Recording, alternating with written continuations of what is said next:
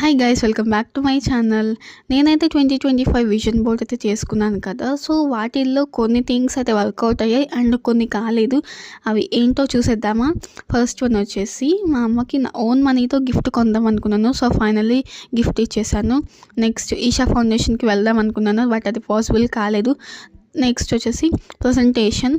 నాకైతే చాలా stage fear ఉంది, బట్ ఫైనల్లీ ఇచ్చేసాను.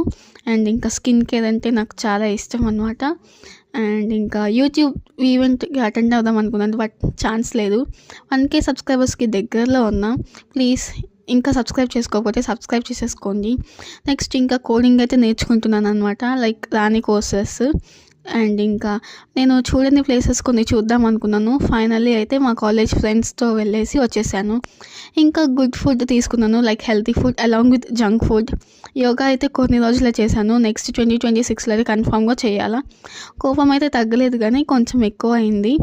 ఇంకా హెయిర్ గురించికి వస్తే హెయిర్ ఫాల్ అయితే అయ్యింది, బట్ ఓకే.